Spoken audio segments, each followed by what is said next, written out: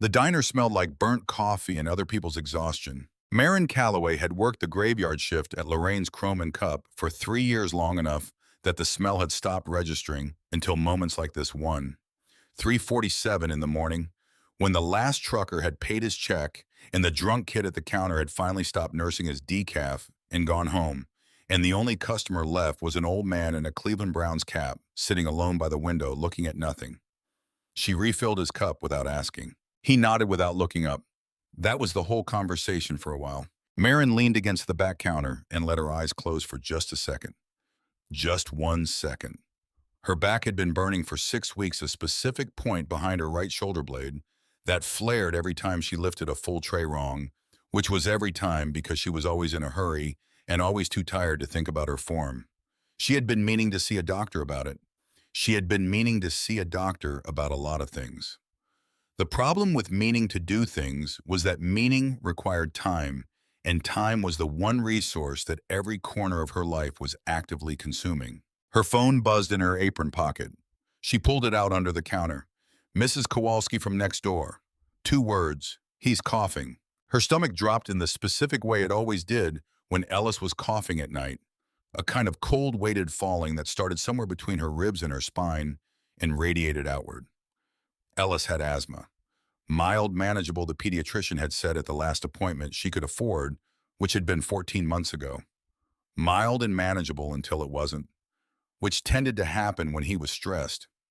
He had been stressed for weeks. The eviction notice had come on the first of the month, and she had hidden it in the kitchen drawer under the rubber bands and the takeout menus, but Ellis had seen her hiding it, and Ellis always knew. He was 8 years old, and he read her the way other children read picture books, completely and without effort. She typed back with her thumbs. Inhaler is in his backpack front pocket. 2 puffs. Wait 10 minutes. If still bad, call me.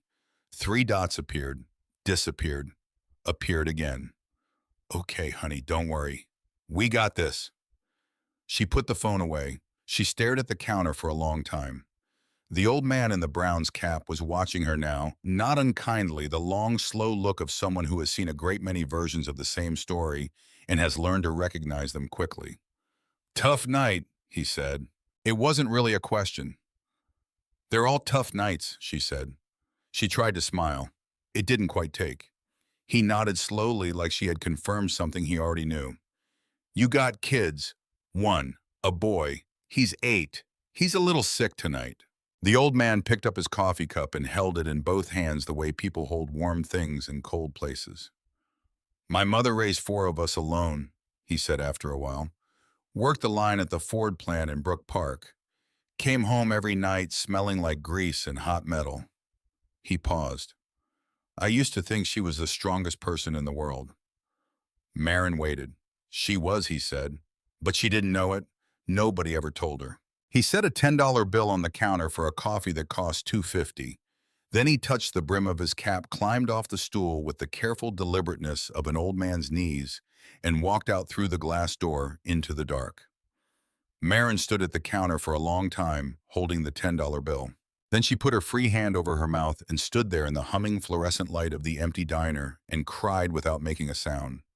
Just stood at the counter with the burnt coffee and the squeaking radiator and the clock above the pie case clicking forward 1 minute at a time, and let the tears slide down her face while nobody was watching. She had been holding it in for years. She came home at 7:15 to find Ellis asleep on Mrs. Kowalski's couch, with his inhaler on the cushion beside him and his breathing soft and even, and his cheeks flushed the particular pink of a fever that is broken in the night. The sight of his chest rising and falling steadied something inside her that had been vibrating at a bad frequency since the text at 3:47. She carried him home across the hallway. He was getting too heavy for this. He would be embarrassed if he knew. He didn't wake up, and she didn't put him down any sooner than she had to. Their apartment was on the 3rd floor of a brick building on the west side of Cleveland, 2 rooms and a galley kitchen with a window that looked out at the brick wall of the building next door. The radiator clanked. The pipes knocked. The floor sloped just enough that a marble set in the corner of the living room would roll all the way to the kitchen on its own. It was home in the way that a place becomes home, not because it's perfect, but because it's the container your life has taken the shape of, and you have stopped being able to imagine yourself in a different shape. It had been home for 5 years, since her husband Ellis's father, a man named Cody Reynolds, had walked out on a Sunday morning to buy cigarettes and had not come back. No note, no call. A half-empty closet, a child support order he ignored until she stopped having the energy to pursue it, and then nothing. Gone. She had cried about Cody for 1 week. Then she had stopped because she had a 3-year-old son who kept asking where his daddy was, and she had to be the one who was still there. She didn't have the luxury of heartbroken. She had to be standing. So she had been standing for 5 years. She was very good at standing. She laid Ellis down on his bed, pulled the comforter over his shoulders, and pressed her lips against his temple for a moment before she made herself go to the kitchen and start the coffee. She sorted the mail on the counter while it brewed. Bills, a coupon for a pizza place that had closed 2 years ago, a reminder from the dentist about a cleaning she couldn't schedule until she had the money, which wasn't now and might not be soon, and one envelope she had somehow missed. Thick, cream-colored, heavy paper stock, her name typed in clean black letters on the front. Below it, the name of a downtown law firm she had never heard of. Aldous Fenn and Associates Attorneys at Law. She stood at the kitchen counter holding the envelope for a long time without opening it. Her hands were steady, but somewhere deep down in the part of her that was older than her memory and quieter than her thoughts, she already knew. The way you sometimes know things before you know that you know them, the way your body recognizes a shape before your mind has formed the word for it. She sat down at the table. She opened the envelope. The letter was one-page formal brief. Dear Miss Calloway, we regret to inform you of the passing of your mother, Cecile Calloway, on May 14th, 2026. Per the instructions of the deceased, this firm has been retained to administer the disposition of her estate. We would respectfully request your presence at our offices at your earliest convenience to discuss matters of inheritance and outstanding obligations. Sincerely, Aldous Fenn, Esquire. She read it 3 times, then a fourth. Then she set it on the table very carefully and looked at the wall. Cecile Calloway, her mother. She had not said her mother's name out loud in 20 years, and even now she did not say it, only read it in her mind in a voice that didn't quite belong to her. A voice that was younger and smaller, and used to pressing its ear against a thin apartment wall to hear the sound of her mother humming in the kitchen at night, a sound like rain against glass, low and continuous, and entirely her own. Cecile had left when Maren was 8. Her father, Thomas Calloway, had died 6 months before that, a single-car accident on a back road outside Pittsburgh on a wet March night. The official story was that he had lost control on a wet curve. After that, it had been just the two of them in the apartment on Forbes Avenue, and her mother had gotten quieter and quieter, retreating into some interior space that Maren couldn't find the entrance to. Until one night, she had packed Maren a small blue suitcase and put her on a Greyhound bus to her aunt and uncle's house in Cleveland, and held her face in both hands at the station and said, "I love you, baby. I love you more than anything in this world. Remember that." And then she was gone. For 30 years, she was gone. Maren had spent the first decade believing she would come back. She had sat by the window in her aunt's living room every Sunday watching the street. She had run to the phone every time it rang. She had written letters in a spiral notebook that she had nowhere to send and kept under her mattress in a shoebox. The second decade, she had hated her. The third decade, she had built a wall around the part of herself that still hurt, and she had told herself that her mother was dead because dead was easier than chosen. Now she actually was. Ellis padded into the kitchen in his pajamas, rubbing his eyes, his hair pressed flat on one side from the pillow. "Mama." She looked at him. Her boy. 8 years old, exactly the age she had been the night she stood in that Greyhound station in Pittsburgh with her blue suitcase and her mother's hands on her face. She wiped her face with the back of her hand. "Hey, sweetheart, how are you feeling?" He looked at her with the focused attention of a child who monitors the emotional weather of his household as a matter of survival. "Are you crying?" "I'm okay, just tired."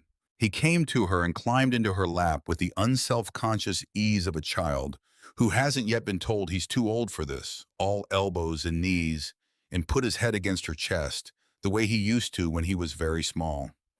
"You feel sad," he said. Not a question, a reading. "Yeah, baby, a little." How come? She held him and looked at the letter on the table. I got some news about my mama, your grandma, the one you never met. He was quiet thinking about this with the slow seriousness of a child who takes things in at his own speed. Is she okay? Marin smoothed the hair back from his forehead. No, sweetheart. She passed away. He sat with that for a while.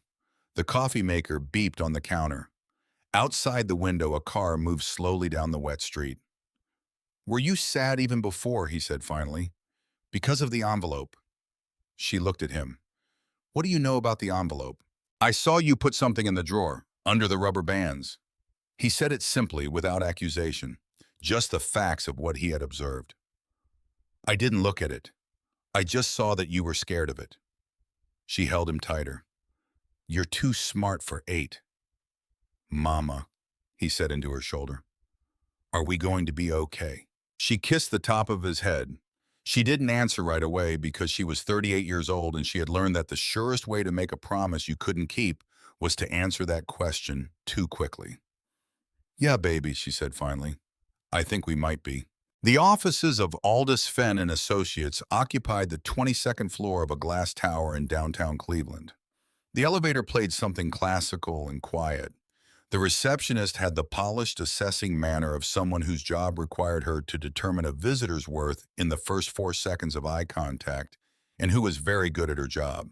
Marin had put on her one good blouse, the cream one, with a small ink stain on the left cuff that she covered by folding the sleeve up twice and hoping no one looked closely. Aldous Fenn was 65 years old, and he did not look like she had imagined from his firm's name, which had suggested to her someone precise and silvered and slightly cold.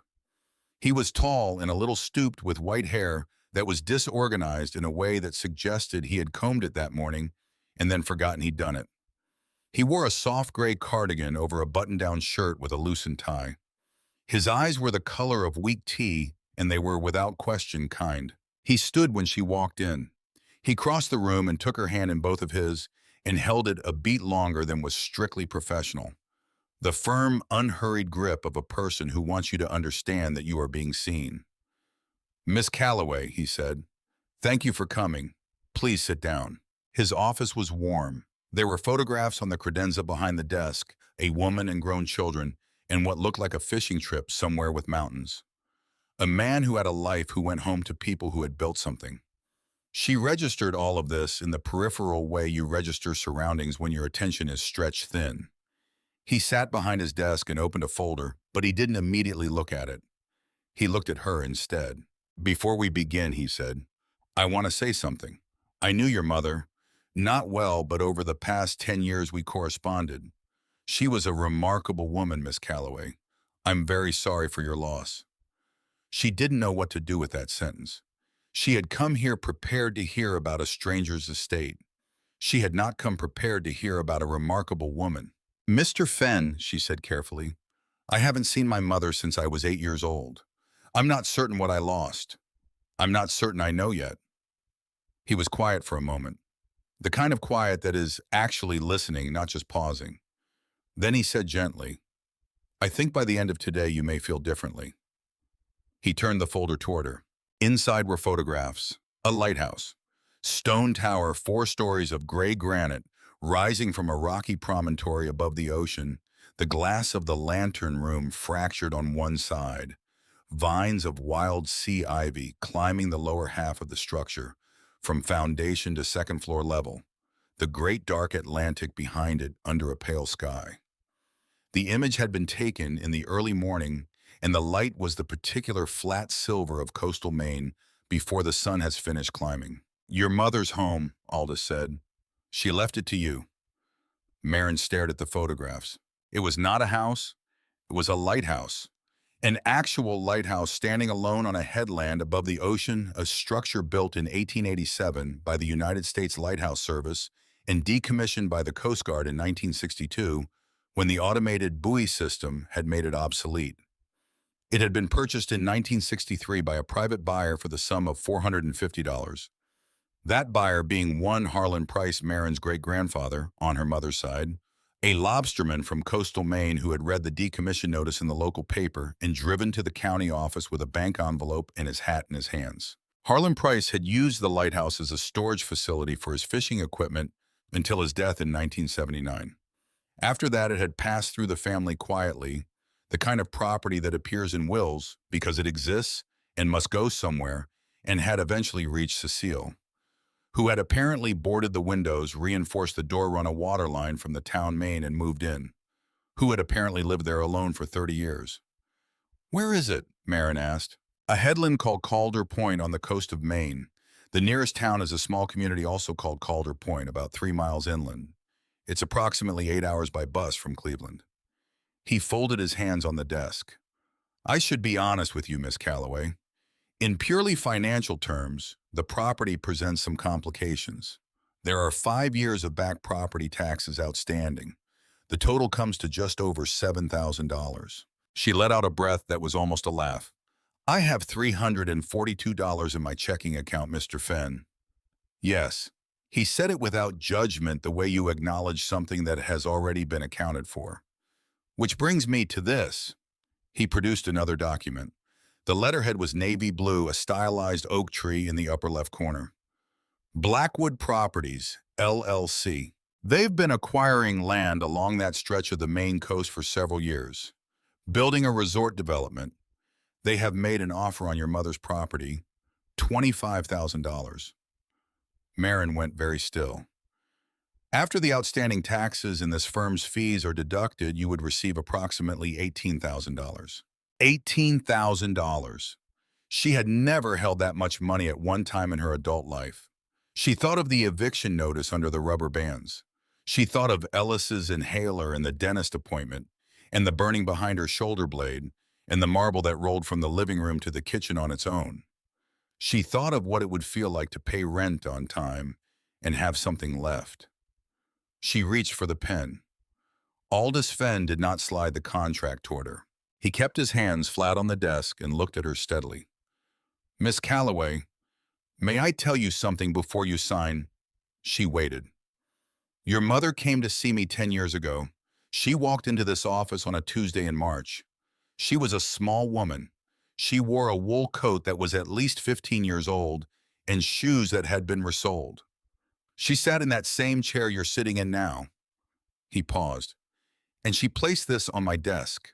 He reached into the drawer beside him and brought out a key. It was old, cast iron rather than the standard brass of modern keys, long-shanked with an ornate bow, the kind of key that belonged to a door built in another century. It was threaded through a loop of red yarn that had faded to something between crimson and pink soft, and a little frayed at the knot. He set it on the polished wood between them and slid it gently toward her. "She said to me, 'Mr. Fenn, I have a daughter. Her name is Marin. I have not been able to see her or speak with her for many years. There are reasons. One day she will come to you.'" He stopped. His voice had gone quieter.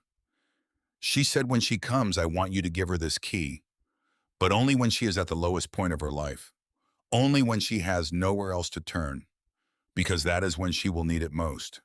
That is when she'll be ready.'" The room was very quiet.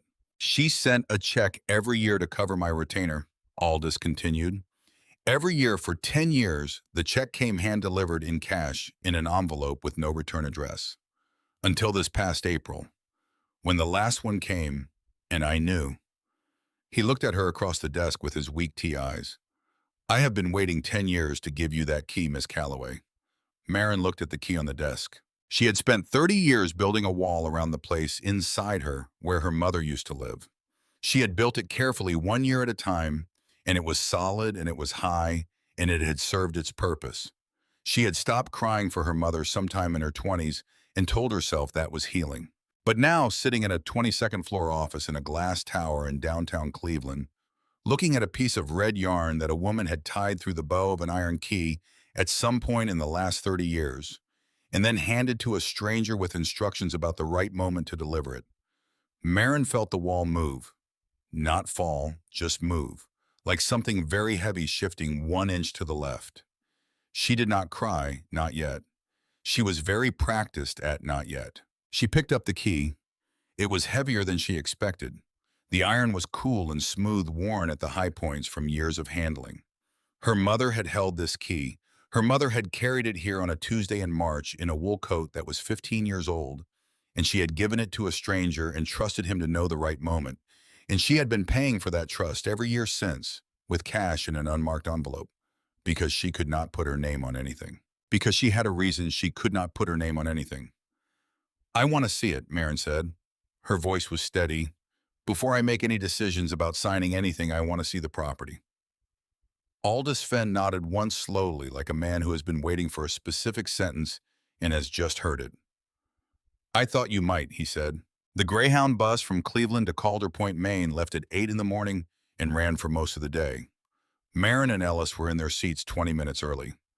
Ellis had his backpack on his lap with 3 library books, his inhaler, 2 sandwiches she had made the night before, and a small stuffed elephant named Mr. Peanut that he was technically too old for and that she had never once mentioned. She had told him about Cecile the evening before. She had sat him down at the kitchen table and put her hands flat on the wood and said, "Baby, I have to tell you something." And he had put his hands flat on the table too, mirroring her the way he sometimes unconsciously mirrored the people he was paying close attention to. She told him that her mother, his other grandmother, the one he had never met, had passed away. He had been quiet for a long time. Then you said she was already gone. I know I did. I thought she was. But she wasn't, sweetheart. She was just very far away. He thought about this with the unhurried seriousness of a child who takes new information seriously. Are you sad? Yes. Even though you didn't know her. She had to swallow before she could answer. I'm starting to think maybe I did know her. I just didn't know I did. He was quiet for another long moment. Then he reached across the table and put his hand over hers, his small, warm fingers covering her knuckles. I'm sorry, Mama. She had almost broken right there. She had not. She had put her hand over his and held it and told him they were going on a trip, that his grandmother had left them a building on the coast of Maine, that they needed to go see it before making any decisions. What kind of building, he asked. A lighthouse. His eyes went very wide. Now he sat beside her on the bus with his face pressed to the glass, as the city of Cleveland gave way to the ring of suburbs, the suburbs to the flat agricultural expanses of eastern Ohio, and the flat farmland eventually to the rolling landscape of western Pennsylvania. He had never been outside of Ohio. He watched everything. Myron held the iron key in her coat pocket and thought about her mother. She tried to remember her face. What came were pieces, not a whole. The shape of her hands at the kitchen sink, long-fingered and sure. The smell of her hair when she leaned over Marin's bed at night, something floral under something clean lavender and plain soap. The sound of her humming in the kitchen in the morning, a song without words that Marin had never been able to identify and had spent years in the years when she was still attempting to hum back to herself to see if she could hold on to it. She had lost the melody somewhere in her 20s. The bus climbed into the hill country of northern Pennsylvania, and then into New York, and then northeast through New England, and the land kept changing, the forest thickening and the sky opening wider, the closer they got to the coast, until sometime in the mid-afternoon, the air coming through the cracked window seal at the top of the glass changed quality entirely, carrying something cold and mineral and alive that was not the Ohio air she had breathed her whole life. Ellis's nose went up. "Mama, what is that? The ocean," she said. He turned from the window and looked at her with an expression she would remember for years. Pure, uncomplicated awe, the look of a child encountering something whose scale exceeds all previous categories. They arrived in Calder Point at 2 in the afternoon, stepping off the bus into a place that was barely large enough to warrant the name town. A crossroads with a blinking yellow traffic light. A gas station with 2 old-fashioned pumps. A white clapboard church with its doors open. A scattering of houses along the road, most of them set back behind old trees and small gardens. A general store with a covered wooden porch, a hand-painted sign, and a screen door that banged in the wind. The air smelled like pine resin and cold salt water, and something older and quieter than either, the smell of a place where nothing had been in a particular hurry for a very long time. Ellis held her hand and looked around. "Mama," he whispered, "it's like a story." "Yeah, baby," she said. "It is." The bell above the door of Pratt's general store jingled when she opened it. The interior was dim and cool and smelled like pine boards and coffee and something faintly sweet she eventually identified as the maple candy in the glass jars on the counter. A man behind the counter looked up from a newspaper. He was in his mid-70s, compact and white-haired, with a face that had been shaped by decades of outdoor weather into something craggy and specific, the deep lines of a man who has squinted into wind and sun for most of his life. His eyes under heavy white brows were a pale and startling blue. He wore a flannel shirt and red plaid and suspenders over it, and he held his newspaper with the ease of a man who has spent long afternoons in this exact position many thousands of times. He looked at her the way people don't usually look at strangers.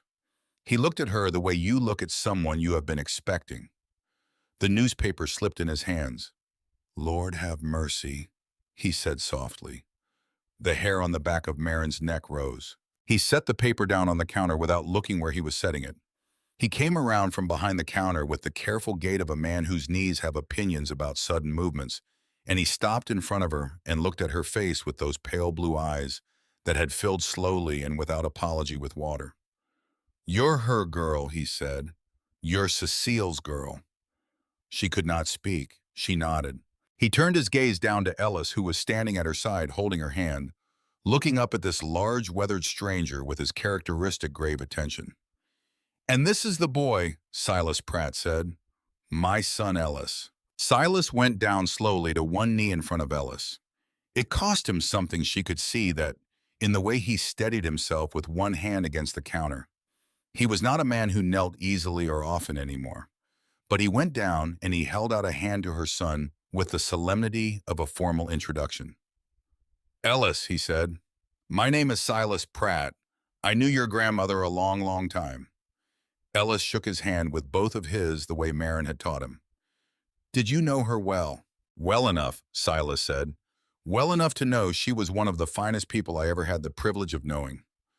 When he stood back up, leaning on the counter for a moment to do it, his eyes were spilling over and he didn't bother to wipe them. "She came into this store every Thursday morning," he said.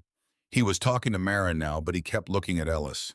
"Regular as the tide, bought her milk, her bread, a little bag of sugar. Simple things the same every week because she lives simple." He paused. His voice had roughened. "And every single Thursday, for as long as I can remember, she bought a box of chocolate chip cookies." Ellis looked up at Marin and then back at Silas. "I asked her one time why the cookies. She didn't seem like much of a sweets eater to me." Silas looked at her son. "She said to me in case my grandson comes to visit." The store went quiet. The wind moved against the screen door. Somewhere in the back a clock ticked. Silas reached under the counter. He brought up a small brown paper bag, the kind of simple waxed bag that general stores had been using for decades, and he held it out to Ellis with a steadiness that cost him something. "She came in last month," he said, 3 days before she passed. "She bought one last box. I've been keeping it behind the counter since then, waiting." He looked at Ellis. "I think she'd want you to have them." Ellis looked up at Marin. His eyes were enormous. She nodded. She couldn't speak. He took the paper bag with both hands and held it against his chest the way he had held Mr. Peanut when he was very small and something had frightened him in the night. "Thank you, sir," he whispered. Marin sat down on the wooden bench by the door. She pulled Ellis against her and pressed her face into his hair and held the iron key in her pocket so hard the bow cut into her palm. Her mother had been here. Her mother had been in this store every Thursday morning for 30 years, buying simple things and one box of chocolate chip cookies because in case her grandson came to visit. For 30 years. She cried in front of Silas Pratt. She made no attempt to hide it or apologize for it because some moments are beyond that. She cried with her son in her lap, in his small hands patting her back the way she had taught him to comfort people. And she cried for 30 years of a story she had told herself that turned out to be wrong. And for the woman who had kept buying cookies every Thursday at the end of the world, and for all the Thursdays that were over now. Then she wiped her face and looked at Silas. "How do I get to the lighthouse?" He drew her a map on the back of a receipt, his hand moving with the confidence of someone who has drawn this territory many times. He described the road, the landmarks, the point where the road stopped being a road and became something else. He walked them out to the porch and stood on the top step with his hands deep in his pockets. Then he called out to her as she and Ella started down the road. "Ma'am," she turned, "your mother was a fine woman, the finest I ever knew." He looked at Ellis, then back to her. "There are things you're going to find out there in that lighthouse. I don't know what exactly. She kept her own counsel. But whatever you find, you remember she loved you. She loved you every single day." He paused. "And you hold that boy of yours close. There have been cars on the road that don't belong here. Men asking about the property." A cold wind came off the water and moved through the pines. She took Ellis's hand, and they walked down the road together, away from the town and toward the water, away from everything she had known and towards something she had been moving toward for 30 years without knowing it was there. The road started as gravel narrowed to two tire ruts, pressed into red earth, and then gave up, pretending to be a road altogether. The forest closed in on both sides, pines and birch, and stands of dark spruce, with their lower branches, like interlocked fingers, the canopy thick enough that the afternoon light came down in narrow tilted shafts between the trees. The air had turned colder with proximity to the water, and it smelled of brine and pine sap and the specific clean cold mineral smell of granite that has been standing in weather for a long time. Ellis walked beside her without complaining. He watched everything. They saw the white birch with the broken branch Silas had described. They turned at the rusted mailbox with no name on it. They kept walking when the path got worse. They kept walking when it stopped being a path. And then the trees thinned. And then there was no more forest. And then there was rock and wind and the wide gray-green Atlantic stretching to the horizon, and above it all, on a headland of bare granite that jutted into the sea like the prow of something ancient and unmoving, the lighthouse. Calder Light. 4 stories of rough-cut granite, the stone quarried from this same headland 140 years ago, and stacked by hand into walls 2 feet thick, walls that had stood through nor'easters and ice storms and a century and a half of Atlantic weather without moving. The lantern room at the top, enclosed in old iron frame glass, was cracked on one side, a section of pane gone entirely, the iron dark with rust, but still holding its geometry.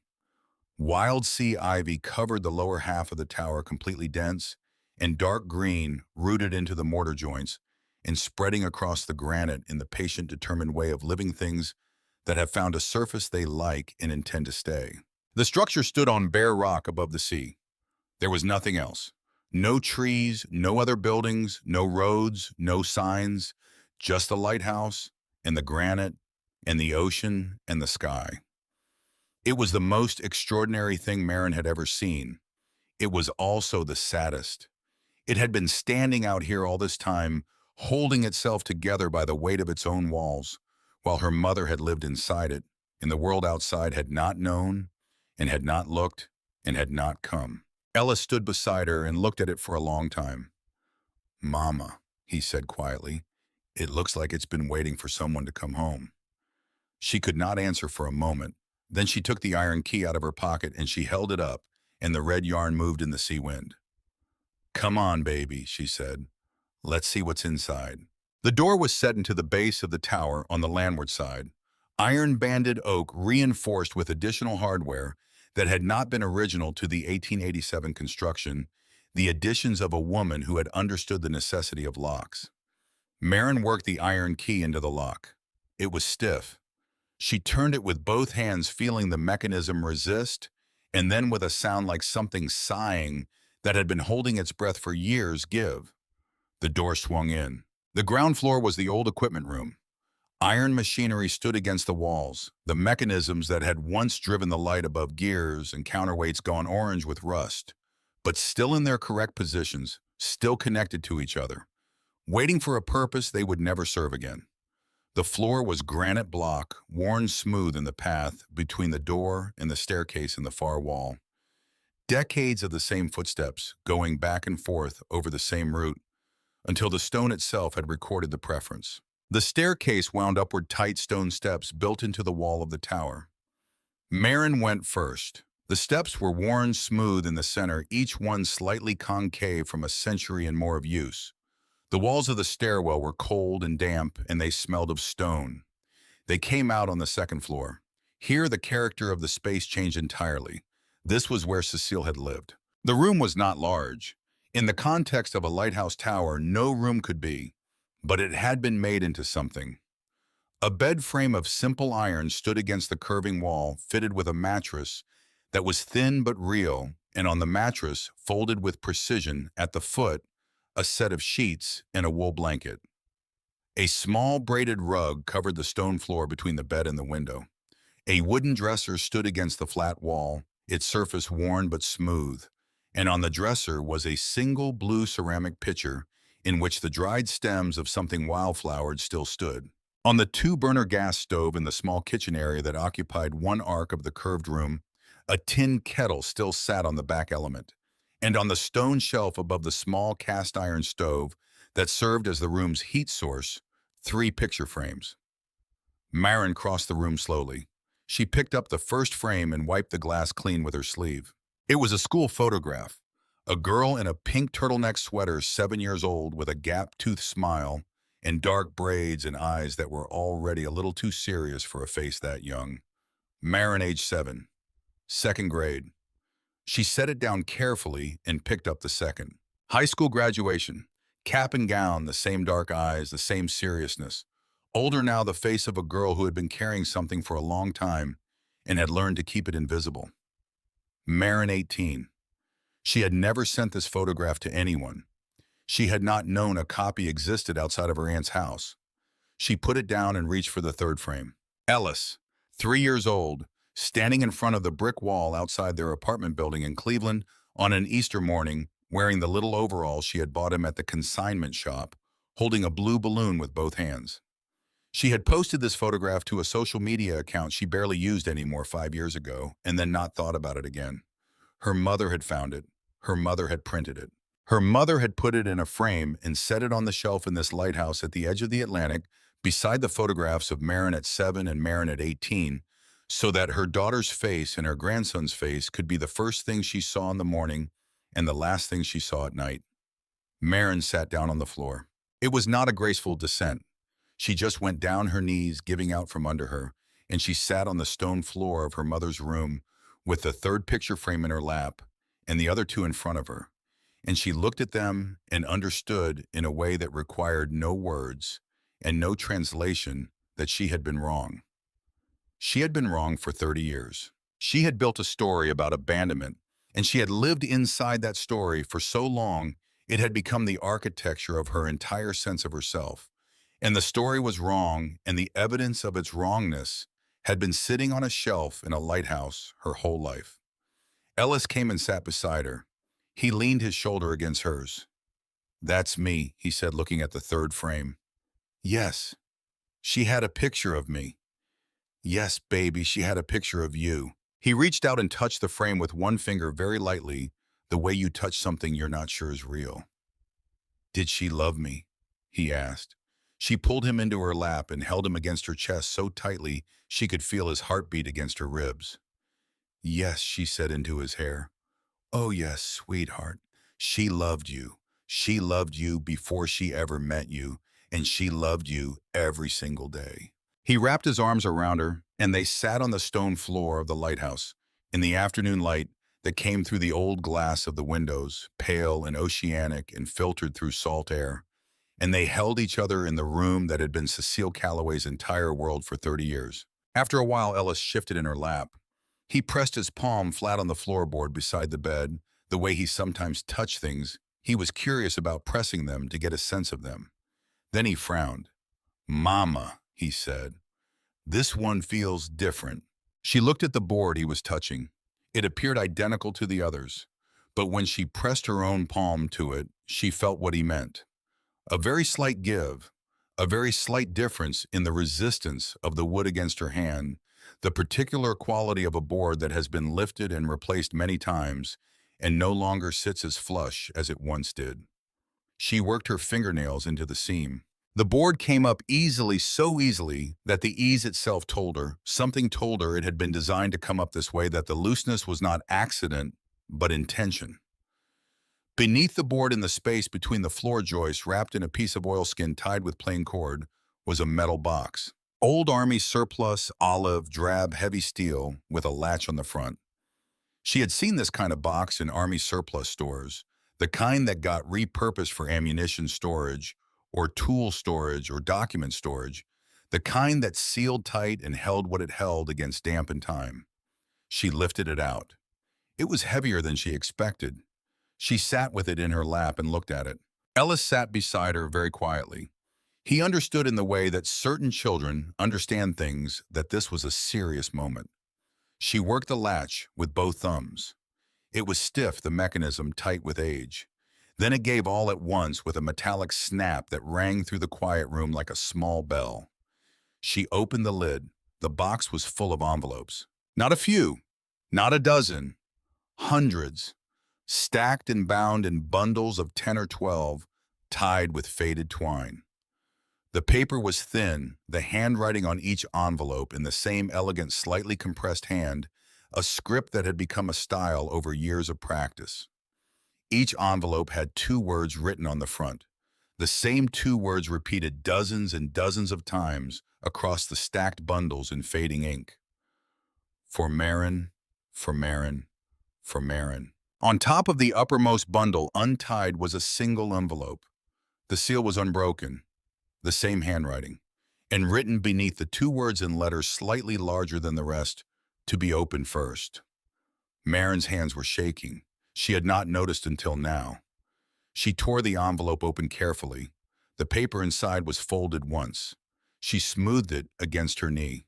My dearest Marin, if you are reading this, it means I am gone, and it means you have come home. I know you must have so many questions. I know you must have spent your whole life believing the worst of me. I do not blame you for that. I know what the world told you about who I was and what I did. I know what you must have carried. I need you to know, before you read anything else, before any of the rest of this, not a single day has gone by in 30 years that I did not think of you. Not one day, not 1 hour. When I made coffee in the morning, I made enough for 2 out of habit, because I could not unlearn the habit of you. Leaving you was not abandonment, my baby. Leaving you was the hardest, most necessary thing I have ever done. I gave you up because keeping you close would have killed you. I have to tell you about your father, and I have to tell you about the man who killed him. His name is Calhoun Greer, and what I am about to tell you is the reason I have been waiting here in this lighthouse for 30 years. She lowered the letter. She pressed her hand over her mouth. Outside the curved windows of the lighthouse, the Atlantic moved in its immense and patient way, the way it had been moving since long before any lighthouse stood on this point, since long before any of them had been born, long and slow and perpetual, indifferent to grief and equally indifferent to the moment when grief after 30 years begins at last to become something else. Ellis put his small hand on her arm. She took a breath. She folded the letter and pressed it against her chest for a moment, feeling the paper against her sternum, feeling the weight of it and the warmth of it. Then she looked at her son. Baby, she said, I need you to go look out the big window up at the top of the stairs for a few minutes while Mama reads something important. He looked at her with his careful eyes. Are you going to be okay? Yes, sweetheart. I just need a little while. He went his footsteps quiet on the stone stairs, moving up toward the lantern room and the wide pale sky and the ocean. Marin sat on the floor of the lighthouse with the box of letters in her lap and her mother's first letter in her hands and the afternoon light shifting through the old glass. And she began to read. She read the first letter twice. Then she sat on the stone floor of the lighthouse with the paper in her hands and the box of bundled envelopes beside her and the sound of the Atlantic coming up through the granite below. And she let what she had read settle through her the way cold settles into a room when a window has been opened in winter, pervasive and total and changing the quality of everything it touches. Thomas Calloway had not died on a wet curve outside Pittsburgh because he had been careless or unlucky or driving too fast in the rain. He had died because a man named Calhoun Greer had decided he should. The letter laid it out in Cecile's compressed, careful handwriting, The script of a woman who had been writing in small spaces for decades and had learned to say precise things in minimal room. Thomas had borrowed money from Greer 3 years before he died. The hardware store on the corner of Forbes and Murray, the store that Thomas had inherited from his father and that had been the economic center of their family's life, had been failing slowly and then quickly in the way that small hardware stores failed in the early 1990s, when the big box stores began appearing on the edges of every mid-sized American city. He had borrowed from a bank first, then a second bank, then a finance company, then in the specific desperation of a man watching something he loves come apart and unable to stop it, from Calhoun Greer. Greer operated out of Boston with offices in Pittsburgh and Providence. On paper, he was a real estate investor with interests in commercial property along the northeastern seaboard. In practice, he was a loan shark of significant sophistication, the kind who had long since graduated from street-level collection to something more structured and insulated, the kind whose name never appeared in the documentation of any loan, because the loans were never documented, the kind who employed lawyers and accountants and men whose specific function was to communicate with great calm and great clarity what would happen if a payment was missed. Thomas had missed payments. Greer's men had come to the store, then to the apartment. Then Cecile had come home one afternoon to find two of them sitting in her living room, having let themselves in while 8-year-old Marin was in the next room doing homework. They had been polite in the way that made politeness into its own kind of threat. They had described the yellow dress Marin had worn to school that day. They had described the name of her teacher. They had described the time the school bell rang at the end of recess and the route Marin walked from the playground back to the building's entrance. 3 weeks later, Thomas Calloway drove off a wet curve outside Pittsburgh, and the police report called it a single-car accident. Cecile had known that night, not because she had proof, not because she had seen anything, but because she had been living for months in the specific state of dread that comes from understanding exactly what the people threatening you are capable of. And when the call came about the accident, the dread resolved into a certainty that was colder and cleaner than grief. She had gone to the police, 2 precincts. She had no evidence. Greer had no criminal record. The accident investigators found nothing inconsistent with a weather-related loss of control. She was a grieving widow making accusations she could not substantiate, and they had treated her accordingly. Then Greer's men had come back, not to threaten, to offer.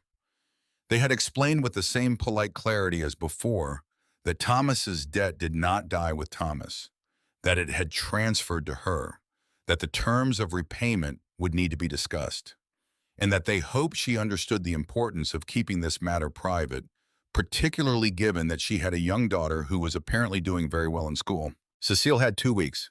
She used them to pack what mattered, arrange with her sister in Cleveland, to take Marin hire a private medical examiner in Pittsburgh from her own savings to conduct a second autopsy on Thomas before his burial, pay for the results in cash, and plan her disappearance. She put her daughter on a Greyhound bus on a Thursday night in October. She told her sister the truth because her sister needed to understand the stakes. And then she drove north alone to the Lighthouse on Calder Point that her grandfather had bought for $450 in 1963, and that no one in the family had thought about in 20 years, a property that did not appear in any document connected to Cecile's name because it had passed through her grandfather's will to a family trust that predated her marriage and her children and every piece of her adult life that Calhoun Greer might know to look at. She boarded the windows. She reinforced the door. She ran a line from the town water main. She moved in, and she became no one, and she stayed. Marin put the letter down on the stone floor. She sat with the weight of it for a long time. The light in the room had changed while she read. It was lower now, the sun having moved far enough west that it no longer came directly through the windows, but reflected off the ocean surface instead, a warmer and more diffuse light that turned the granite walls from gray to something closer to gold. She thought about the story she had lived inside for 30 years, the story of a woman who had not loved her daughter enough to stay. She thought about the size of that story, the structural weight it had carried in her life, the way it had shaped the inside of her, the way water shapes stone slowly and without announcement, until you look one day and find that a whole channel has been cut through you that wasn't there before. She picked up the second bundle of letters and turned them in her hands without untying them. There were dozens of bundles, years of them. She would read them all she knew. She would read every one. But first there was the fireplace. Her mother had mentioned it in the last lines of the first letter. There is more that you need to find. Start with the stone beside the wood stove. Count from the left. Third row up, fifth stone from the edge. Press it. It will move. The small cast iron wood stove sat against the flat interior wall of the room the side of the tower that connected to the staircase. Behind it, set into the wall, was a wide granite hearth. The stones fitted with the same competent hand that had built the rest of the structure, laid flat and mortared and aged to the same general gray of everything else in the place. She found the stones Cecile had described. Third row from the base, fifth from the edge of the stove's backing wall. She pressed it with the heel of her hand and felt it move, not loosely, not sloppily, but with the deliberate, controlled travel of something that has been engineered to move exactly this far and no further a quarter-inch inward, and then releasing the way a well-made drawer releases when you press the right point. Behind the stone, in a cavity lined with sheet metal to protect against moisture and fire, was a box. Not a metal box this time. Wood. Dark walnut, small the size of a shoebox, with brass corner fittings that had gone the color of dried honey. She lifted it out. She carried it to the table and set it down and opened the lid. Inside, arranged with the deliberate organization of a person who understood that these objects might be handled by someone else, possibly someone under pressure and with limited time, were four things. A ledger, small bound in black leather with a cover worn soft from years of handling. The pages inside were filled from front to back in Cecile's handwriting, column after column, of dates and names and numbers and locations, organized with an accountant's precision in a system that would take some time to fully parse. 6 cassette tapes in plastic cases labeled in Cecile's hand, with dates ranging from 2003 to 2025. Audio recordings. Marin did not have a cassette player. She filed this as a problem with a solution she would find. A manila envelope sealed with red wax that had been pressed with what looked like the bow of a skeleton key. The wax was intact, unbroken, the seal of something that had been waiting to be opened by the right person. And beside the envelope, stacked flat in the bottom of the box, $12,000 in cash.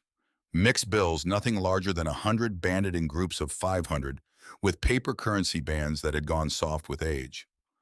A small piece of paper was tucked under the first band of bills, folded once. She opened it. Enough for the taxes. Enough for a new beginning. Be brave, my girl. All my love. M. She pressed her fingers over her mouth. She unfolded the cash carefully. She counted it, without meaning to, the automatic accounting of a person for whom money has always been counted carefully and never taken for granted.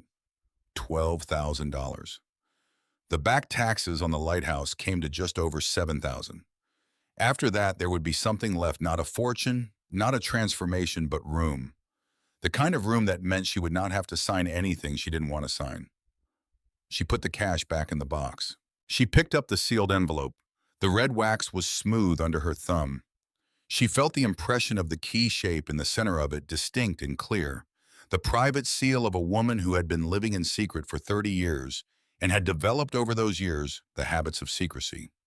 She broke the seal, carefully running her thumbnail along the edge without disturbing the wax any more than necessary. Inside were 2 documents clipped together with a small binder clip. The first was a death certificate. Thomas Calloway, date of death, March 14, 1996, cause of death, listed as blunt force trauma, consistent with motor vehicle accident, signed by the county coroner of Allegheny County, Pennsylvania. She had seen this document before. Her aunt had kept a copy in the filing cabinet in the spare bedroom. The practical document management of a woman who had taken in her sister's child and understood that certain papers might be needed someday. But the second document was not the one she had seen before. It was the private autopsy report commissioned and paid for in cash by Cecile Calloway in March of 1996, conducted by a private forensic pathologist in Pittsburgh, whose name appeared on the letterhead below a set of credentials that filled 3 lines. The report was detailed, dense with technical language, and highlighted in 3 places with a yellow marker, the highlighting done long ago, the yellow gone slightly orange with age. She read the highlighted passages slowly. The first toxicological analysis of tissue samples reveals the presence of cardiac glycoside compounds consistent with digoxin at concentrations significantly exceeding therapeutic range. Estimated blood concentration at time of organ failure, 4.2 nanograms per milliliter. Lethal threshold, 2.0 nanograms per milliliter. The second onset of cardiac arrhythmia, consistent with acute digoxin toxicity, would have occurred approximately 80 to 100 minutes prior to the motor vehicle incident, based on the progression of tissue damage observed in the myocardium. The third, this examination finds no evidence that the documented trauma of the motor vehicle accident was the primary cause of death. The subject was, in this examiner's opinion, clinically incapacitated by acute cardiac failure prior to losing control of the vehicle. The cause of this cardiac failure was toxic digoxin concentration, inconsistent with any prescribed medication found in the subject's medical records. Marin read it 3 times. She read it a 4th time very slowly. Her father had been poisoned, not in the accident, before the accident. The accident had happened because he had already been dying when he got in the car. Someone had given him enough digoxin to kill him and then put him behind the wheel and waited for the wet curve to do the rest. And the Allegheny County coroner had looked at a man who had driven off a wet road in March and had found exactly what he was looking for and had not looked any further. Cecile had known this the night it happened. She had paid for the proof 3 days later, and she had carried the proof for 30 years in a lighthouse at the edge of the Atlantic, waiting for the moment to hand it to the one person who had the standing to use it. Marin set the documents on the table. She sat for a moment in the quality of silence that follows the receipt of information that reorganizes everything around it, not just the specific fact, but the entire landscape in which the fact exists, the silence of a worldview being quietly, irrevocably restructured.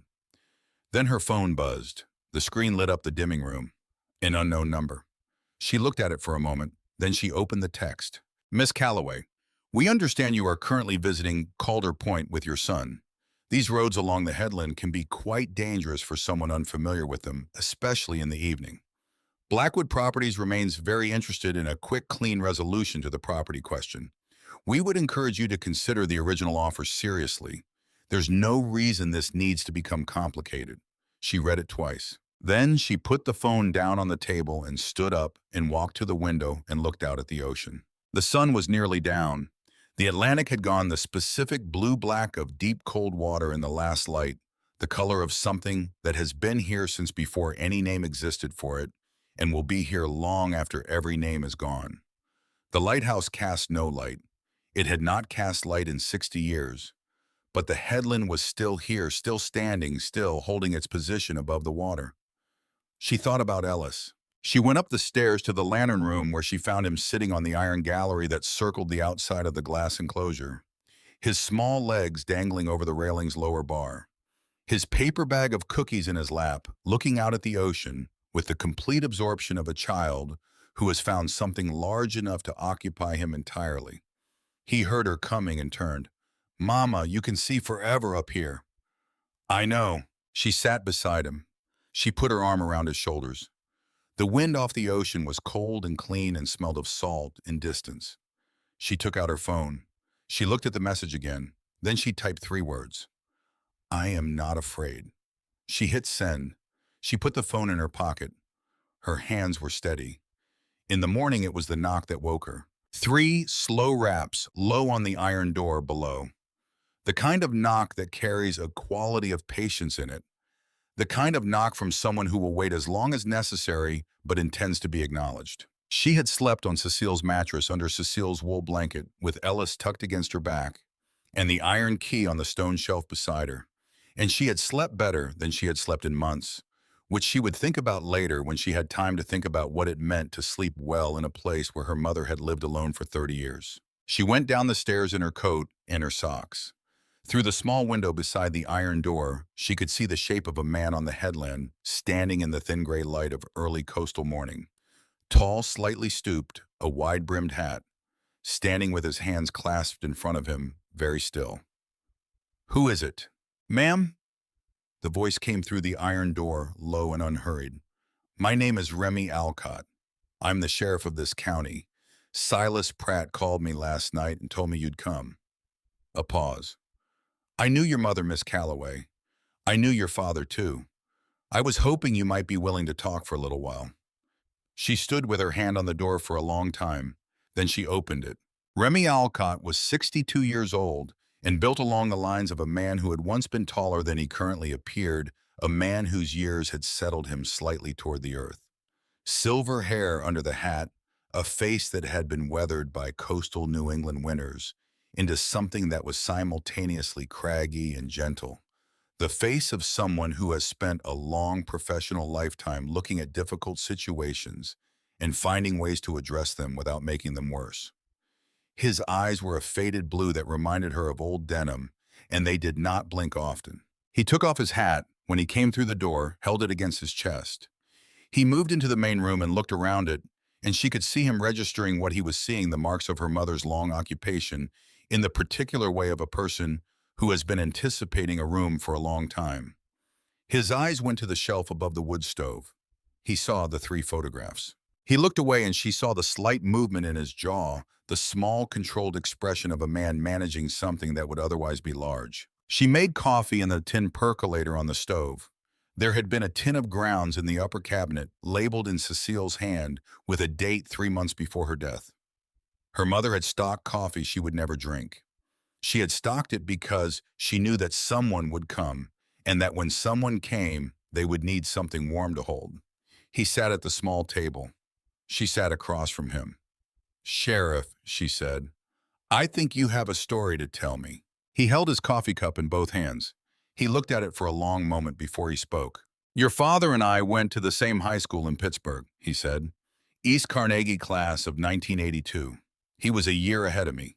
He played left tackle on the football team. He was the only senior who ever bothered to learn the name of a freshman who couldn't catch a ball to save his life."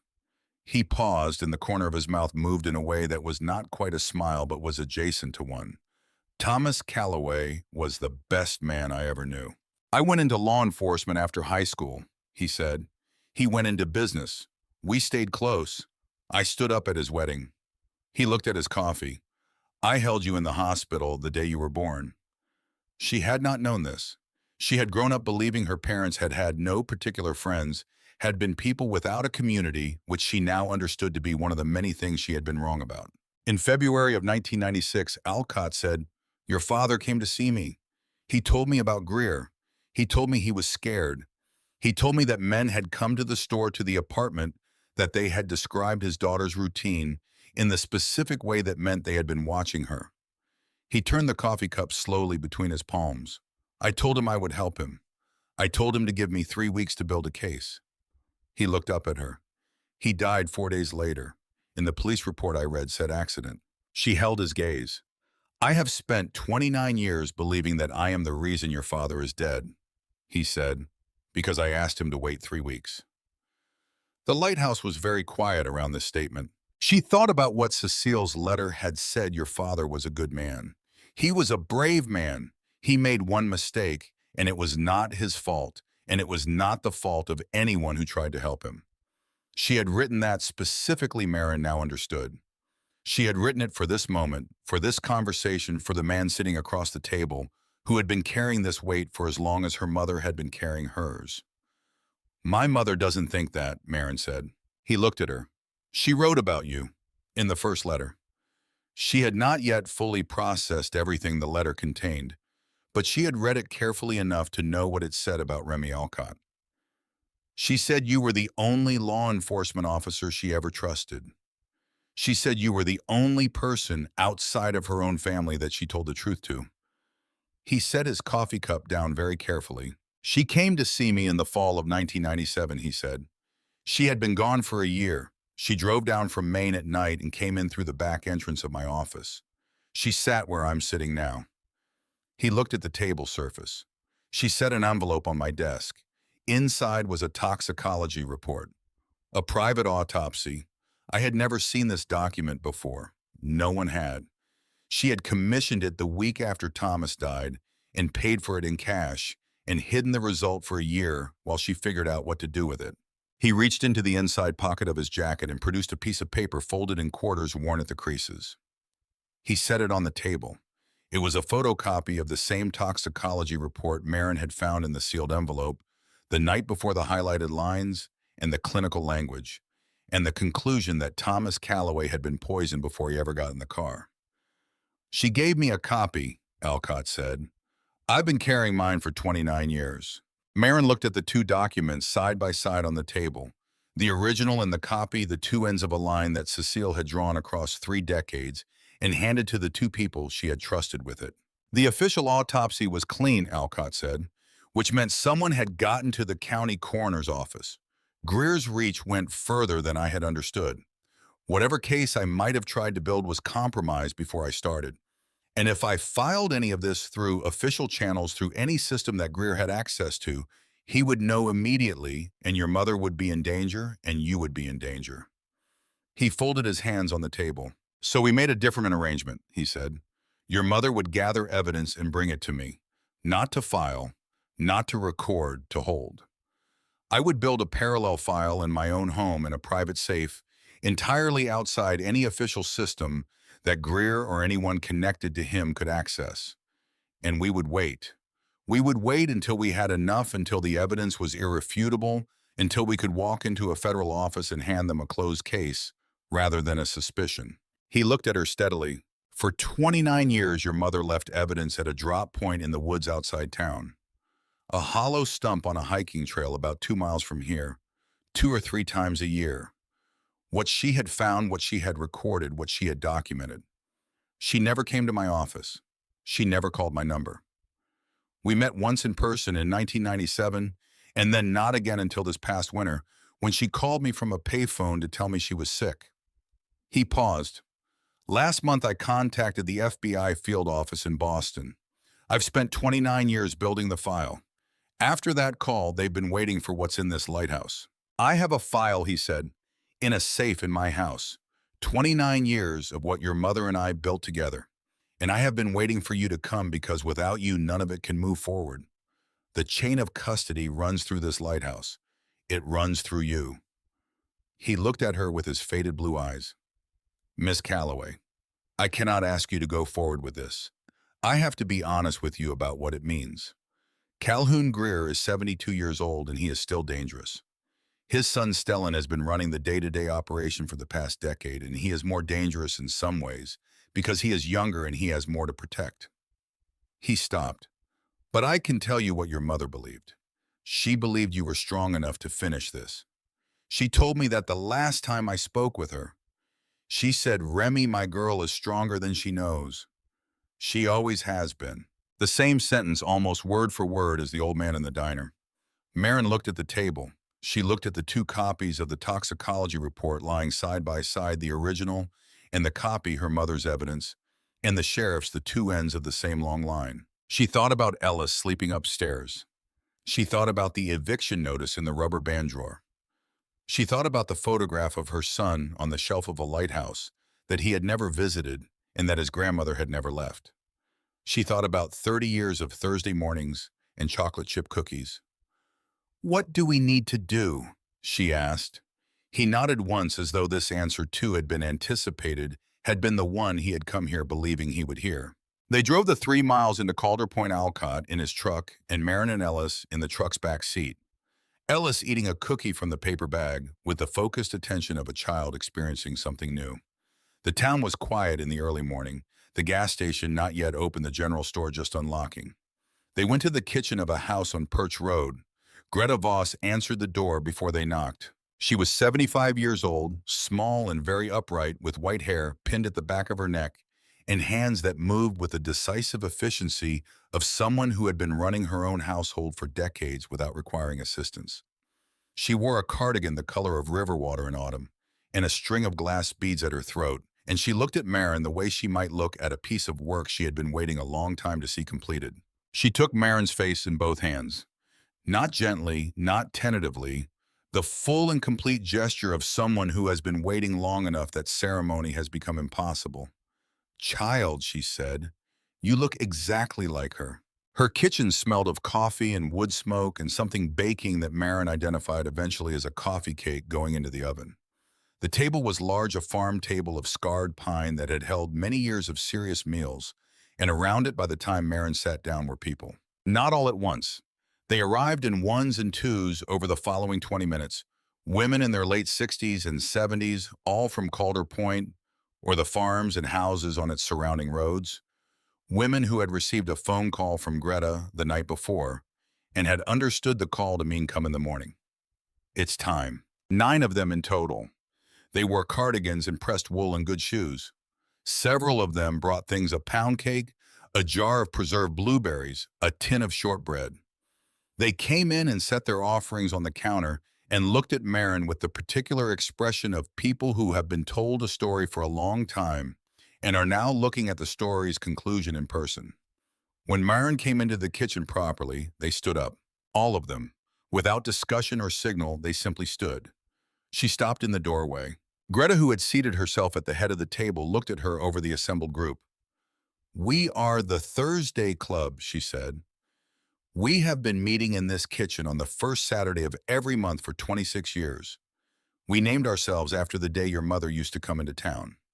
She paused. "Every one of us in this room lost someone to Calhoun Greer. Your mother found us one by one in the years after our losses. She brought casseroles. She brought pies. She came and held our hands and did not say foolish things. And then when enough time had passed, she told us who she was and what she was doing, and she asked us if we wanted to help." She looked around the table at the 9 women who had stood.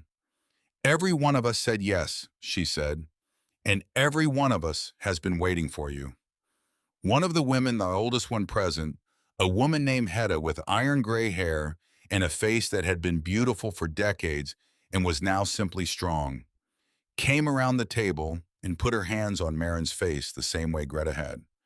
"Your mother was the best of us," Hedda said quietly, "and you have her eyes." Marin did not cry in front of the Thursday Club. She had cried in the general store and on the Lighthouse floor, and she felt the crying still in her chest, like something that hadn't finished, but she held it now because she could feel that this room did not need her grief. It had held enough grief for decades. What it needed now was something else. She sat down at the table. "Tell me," she said. "Tell me everything." They told her, one at a time in the orderly way of people who have organized their knowledge for the purpose of conveying it. They described what Calhoun Greer had done to the people they had loved. The loans, the pressure, the property transfers, the deaths that had been called accidents or suicides or sudden illness. Each story was different in its specifics and identical in its structure, the structure of a predator who had found a method that worked and had applied it systematically for 40 years. Greta was last. Her husband Edgar had owned a small lumber yard outside Calder Point in the late 1990s. He had borrowed from Blackwood Properties to expand his operation after a good season. He had not been able to repay on the terms they imposed. A man named Doyle, one of Greer's senior representatives at the time, had come to the lumberyard on a Tuesday and sat in Edgar's office for 40 minutes and explained what would happen to Greta if Edgar did not sign the deed transfer by the end of the week. Edgar Voss had died by his own hand on a Wednesday morning. "I would have been alone the rest of my life," Greta said. She said it without drama, a simple fact. "Except for your mother." She was quiet for a moment. "She came to my door 3 weeks after Edgar died. I had never met her. She had a casserole. She sat in this kitchen, and she held my hand, and she did not say a word for 1 hour. She just sat." Greta looked at her hands. "The next week, she came back with a pie. The week after that, with bread. And after 3 months, she sat down at this table, and she told me who she was and what she knew and what she was trying to do, and she asked me if I wanted to fight." She looked up. I said yes before she finished the sentence. The Thursday Club, it turned out, had not been merely a support group for women who had lost husbands to Calhoun Greer's operation. Over 26 years with Cecile's guidance, they had become something considerably more organized. They had documented their husbands' experiences, the loan terms, the pressure tactics, the timeline of each man's decline and death. They had identified patterns. They had collectively names and dates and locations that Cecile's own records did not contain the accumulated knowledge of 9 women who had paid close and furious attention to the specific thing that had destroyed their lives. Aldous Fenn arrived at the kitchen door at 10 in the morning. He had driven from Cleveland 6 hours, arriving with a wrinkled jacket and a briefcase under his arm, and the look of a man who has spent his whole career waiting to do exactly one thing and has just received the call. He and Remy Alcott spread everything on the farm table. The toxicology report, the ledger from the Lighthouse, Alcott's 29 years of parallel documentation, the Thursday Club's collective records, the cassette tapes for which Alcott produced a battered portable player from his truck with the manner of a man who had anticipated this need, the sealed evidence from the Lighthouse's hidden compartment, which Cecile had described in her letters as containing names and dates. She had been unable to fit into the official structure of anything because she had no official standing to file anything, but had recorded anyway with the thoroughness of a woman who trusted that the right person would find them eventually. Aldous read for 2 hours. He read without lifting his head, turning pages with the focused attention of a man for whom the document in front of him has become the only thing in the room. The Thursday Club's kitchen went quiet around him. Women refilled coffee cups and cut pieces of pound cake and exchanged looks across the table. When he finally looked up, he looked at Remy Alcott first. "This is the strongest organized crime file I have seen in my career," he said. "The toxicology alone reopens a 29-year-old homicide. The ledger establishes a pattern of extortion and coercion across 3 states over 4 decades. The audio recordings, if the contents are consistent with the labeling, are admissible under federal wiretapping statute as private recordings made by one of the parties to the conversation." He folded his hands on the table. "We are not asking the FBI to take a risk on an uncertain case. We are handing them a closed room and the key to it." He looked at Marin.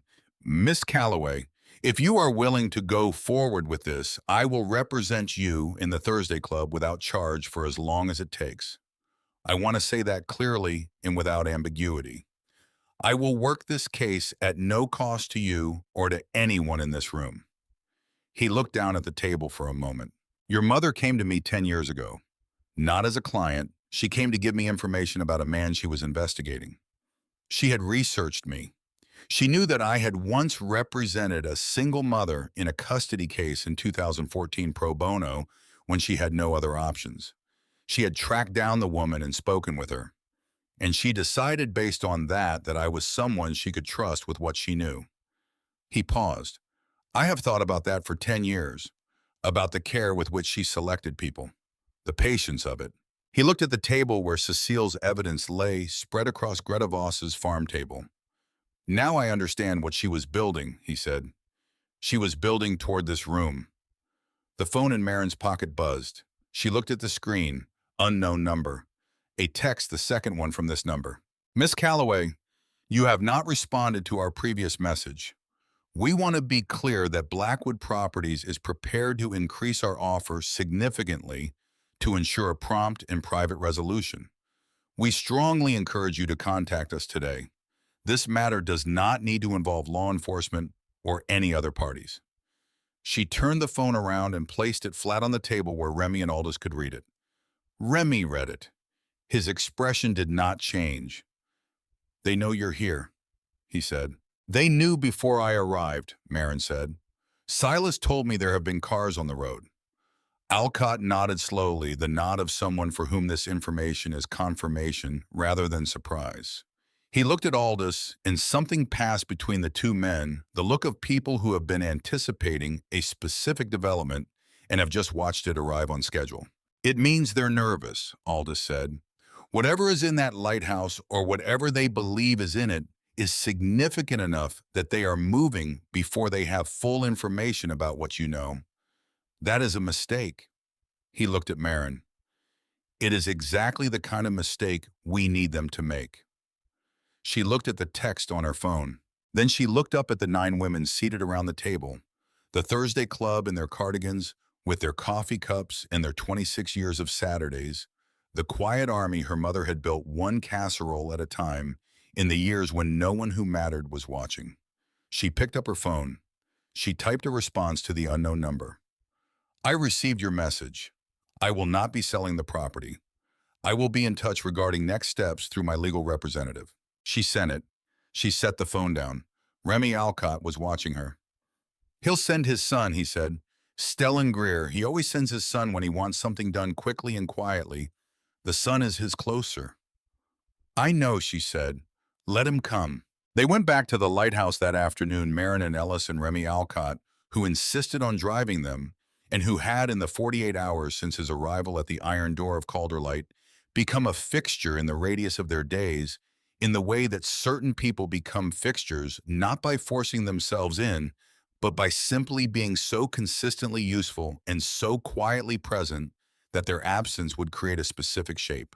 Ellis sat in the back seat of the sheriff's truck and watched the road to the headland the way he watched everything with his whole face. Marin held the key in her coat pocket and thought about the text she had sent. Let him come. She had said it with a certainty she felt in her chest rather than in her mind, which was how she had learned to identify the kind of certainty that was actually true rather than the kind that was performance. Her mind had been offering her reasons to be afraid since the first unknown number text had come through the night before. Her chest had not moved on the matter at all. The lighthouse appeared above the tree line as the road opened onto the headland, gray and vertical against the pale coastal sky. The sea ivy dark on its lower walls, the lantern room at the top catching the late afternoon light on its remaining glass. Ellis saw it through the windshield and put both hands flat on the back of the front seat and leaned forward. It looks different in the afternoon, he said. How so? Alcott asked. Ellis considered this with the seriousness of a child who tries to get descriptions right. In the morning, it looked like it was waiting. Now it looks like it knows something is going to happen. Alcott glanced at him in the rearview mirror. How old are you, son? 8. Your grandmother would have liked you. Ellis sat back. He looked out the window. I think I would have liked her too, he said. They spent the early evening in the lighthouse going through the remaining letters Marin reading, and Alcott listening, his notebook open on the table, and his pen moving steadily. The letters in the ammunition box were organized in Cecile's characteristic way, chronologically, and with the precision of a woman who had understood from the beginning that if these letters ever needed to function as something more than correspondence, they would need to be legible not just to her daughter, but to a court. The letters that covered the years of gathering evidence were remarkably specific. She had documented each piece of information she brought to the drop point, the hollow stump in the woods outside town, with the same kind of notation she had used in the ledger. Date, content, method of acquisition, chain of custody. She had been building a case record for decades in the form of letters to a daughter she could not reach, because writing to Marin was the only way she could keep the work from becoming abstraction, could keep it grounded in the reason it existed. One letter dated November of 2018 stopped Marin entirely. My baby, I need to tell you something I have not told anyone. There are things I have found in the past 2 years that were not in my original understanding of what Greer did. Not just Thomas, not just the families in Calder Point. There is a pattern going back to the mid-1970s properties acquired through pressure and manufactured debt across 3 coastal states. Men who died in accidents that were not accidents. Women left with nothing. I have the names of 17 families. 17 Marin. Your father was one of 17 people I can document. I believe there are more I have not been able to document. I am writing this down and I am putting it in the stump because I need Remy to know. But I am writing it to you because I need you to understand what you are going to be part of when the time comes. This is not a small thing. This is not only about what happened to Thomas, though it is entirely about that too. This is about a man who has been doing this for 40 years because no one with the right tools has ever looked at the full picture at the same time. You are going to be the one who hands them the picture. I know this the way I know the tide, without logic, a simple fact. I am so proud of you, Marin. I am so proud of who you are. I know this from far away, and I know it in the way that mothers know things, through channels that have nothing to do with proximity. I have always known. Marin set the letter down. Alcott looked at her across the table. 17 families, she said. I have documented evidence for 14 in my file, he said quietly. The federal case is going to be the largest organized crime prosecution this region has seen in 40 years. Your mother understood that before any court did. He paused and something in his face settled into a long-held resolution. She gave me the pieces one by one, and she trusted me to see the whole. I did. They were deep in the third bundle of letters, Ellis asleep in Cecile's bed upstairs, the kerosene lamp burning low on the table between them when Marin found the final letter. It was not in the ammunition box. It was in the drawer of the small dresser in Cecile's room tucked beneath a folded cotton nightgown. and she had found it when she went upstairs to check on Ellis, and had stood for a moment in the room where her mother had slept for 30 years, taking in the particular quality of the space the way it had been arranged with care and without excess, every object in it chosen and placed. Nothing random, nothing careless. The drawer had held two things: the nightgown folded with hospital precision and an envelope. Not the thin paper of the letters in the box. Heavy cream paper, the same stock as the letter she had found on top of the first bundle, the one her mother had designated to be opened first. This envelope was unsealed. On the front, in Cecile's handwriting, slightly less controlled than her usual script, the letters a degree less certain than she normally made them, 4 words for Marin. Read last. She brought it downstairs and set it on the table and did not open it yet. She was not ready for last. She could feel the shape of it approaching the way you feel the approach of something large and final, and she needed to be ready. They read through the rest of the evidence letters instead, Alcott making notes and asking occasional questions, and she reading aloud until her voice grew tired, and she switched to passing him pages, which he read and annotated in the methodical way of a man for whom the work of documentation was a form of respect. At some point past 10, the lamp began to gutter. Marin looked at it, then at the envelope on the table. She picked it up. She unfolded the single page inside. My dearest girl, this is the last letter I will write to you. I am writing this in November of 2025, on a morning when the frost has come off the water and the light through the kitchen window is very white and clear. My hands are not as steady as they were. I have known since the autumn that my body is finishing. I made a decision in September when the doctor in Williamsport told me what I was facing to refuse treatment. I cannot have the paper trail. I cannot have the insurance records and the pharmacy records and the hospital visits. I have survived 30 years in this lighthouse because I left no trail, and I will not leave one now, not when we are this close.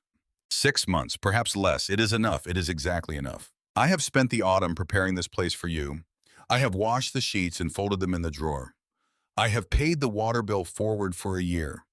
I have asked Silas to keep the last cookies for Ellis because I needed him to know that someone who loved him, had been thinking about him specifically, had been buying something specific for him, had kept it waiting. I needed you both to know that immediately, before anything else. I have started knitting a scarf, blue the color of his eyes in the photograph from Cleveland. I do not know if I will finish it. My hands have not been reliable. I am trying. I want to tell you the things I have not said in any of the other letters, the things I could not say without believing you were ready to hear them. I want to tell you that I made the right choice. I have never doubted it, not once in 30 years. If keeping you alive required losing you, that was the only arithmetic I knew how to do. Any mother in the world would have made the same calculation. I want you to know that I never experienced what I did as sacrifice, not in the sorrowful sense. I experienced it as the most straightforward decision I ever made. You were alive. That was the whole story. Everything else was accounting. I want to tell you that I watched you from far away, and what I saw made me prouder than I know how to say. Not proud in the way of having given you specific gifts, though I hope I gave you some. Proud in the way of witnessing. You made yourself Marin. Out of very little and very difficult circumstances, you built a life, and you built a child, and you held both of them together with your own hands. I know what that costs. I have some understanding of what it means to hold something together alone. And I want to say I saw you do it. I saw every year of it. I was watching. I want to tell you about the Thursday Club because I want you to understand what they are. They are not my project, and they are not my legacy. They are women who survived something terrible and chose to become useful rather than only wounded. I found them, but they made themselves. They held each other on those Saturdays for 26 years with coffee and pound cake and the knowledge that they were not alone in what they had lost. Whatever you do with this lighthouse and with what it holds, please know that those women deserve to see the end of this story. They have earned it. They have waited for it their whole adult lives. I want to tell you that I'm not afraid. I have been afraid before many times. The first winter here, every car on the road sent me to the window. The year Greer's operation started acquiring property north of here, and I thought he had found me. The year I got sick the first time, a small illness, nothing lasting, But it put me in bed for 2 weeks, and I understood for the first time what it would mean if something happened to me before this was finished. But I have not been afraid for a long time now. I have too much left to do, and being afraid takes time and energy that I cannot spare. I think this is something you have in you as well. I think you are not someone who is stopped by fear. I think you have mistaken exhaustion for fear sometimes, which is understandable because they can feel similar from the inside. But they are different things. Fear is about the future. Exhaustion is about the past. You have been exhausted because you have been carrying everything alone for a very long time. You have been carrying it well, and you are about to have help. Sheriff Alcott is one of the best men I have ever known. He has carried his part of this for nearly 30 years without recognition and without asking for any. Aldous Fenn is a man who chose his profession in order to do something useful with it and has spent years waiting for the case that would allow that. And the Thursday Club will stand beside you through every day of whatever comes next. You are not going to be alone. I need you to know that this is the first time in 30 years I have been certain of it. I am sorry, Marin. I am sorry for the years. I am sorry for the bus station and the blue suitcase and every Sunday you sat by a window waiting for me. I am sorry for every version of the story you had to tell yourself to survive the not knowing. I would have chosen differently if I could have. I could not. But I also need you to know, and I need you to believe this, because it is the truest thing I have ever written. I loved you through every moment of every day of every one of those 30 years. I loved you the way the lighthouse loves the water. Not gently, not from a distance, that doesn't matter, but completely permanently without the option of stopping. That kind of love does not require proximity. It does not diminish with miles or years. It simply is the way the tide simply, or the way this old granite tower simply is standing above the water without asking anything of anyone being exactly what it is. Be brave, my Marin. Your love is my legacy. All my love. Forever. Mama. The lamp went out while she was reading the last lines, guttered and went dark as the kerosene ran dry. And for a moment the room was entirely without light. Only the faint gray luminescence of the Atlantic coming through the old glass of the windows, the particular light of a coastal Maine night that was not quite darkness, the light of a world that was lit by water. Then Marin put her hand flat on the table and breathed. Alcott did not speak. He was very still across the table, the way someone is still when they are holding space for something larger than conversation. After a long while, she folded the letter once and put it in her coat pocket close to her body. She finished the scarf, Alcott said quietly. Marin looked at him. I found it in the dresser, he said, when I was checking the room for anything we might have missed in the evidence sweep. Top drawer tissue paper, blue scarf, long child-sized. The bind-off is complete. He paused. She finished it. Marin closed her eyes. She had told herself she was not going to cry again. She had told herself that 4 times since arriving at Calder Point, and she had been wrong each time, and she was going to be wrong again now, and she let it happen without apology or management because she had spent 30 years managing things, and she was tired of managing. She cried in the dark of her mother's lighthouse with the letter against her chest and the Atlantic moving outside the windows, and the old sheriff sitting across the table not moving, not trying to fix it, just being present in the way that the best people are present when it counts. Then she wiped her face. Then she went upstairs and took the blue scarf from the tissue paper in the dresser drawer and draped it over her arm and went to the lantern room at the top of the tower where the iron gallery circled the outside of the cracked glass enclosure, and she stood in the cold salt air above the Atlantic and looked at the dark water for a long time. Her mother had finished it. With hands that shook, in the last months of the last year of her life, with her body finishing around her and the clock running and the things she had spent 30 years building. Finally in reach, Cecile Calloway had sat in this lighthouse and finished a blue scarf for a grandson she had never held because she needed him to know, because she needed both of them to know. Stellan Greer came the next afternoon. Marin had known he would come, and she had arranged for Ellis to be at Silas Pratt's store for the afternoon, ostensibly to learn which lures worked for which fish actually, because there was a limit to how much she was willing to have her son present for, and this was it. She was alone in the lighthouse when the black SUV appeared on the headland road. She watched it from the lantern room window. It stopped 30 yards from the tower. The driver stayed in the vehicle. One passenger got out. He was 45, dressed for a city, a charcoal suit of the kind that communicated money without announcing it, shoes that were wrong for the granite headland, in which he managed with the careful negotiation of a man unaccustomed to terrain that didn't cooperate. He was handsome in the specific way of men who have been told they are handsome since childhood and have had that information absorbed into their posture. He walked toward the lighthouse door with the easy confidence of someone who has never had to consider that a conversation might not go the way he intends. She was waiting at the iron door when he arrived. She had her phone in her coat pocket already recording. "Miss Calloway," he smiled. It reached his eyes, which was the professionally dangerous kind of smile, the kind that took practice. "Thank you for agreeing to see me." She had not agreed to anything. She held the door. He came in.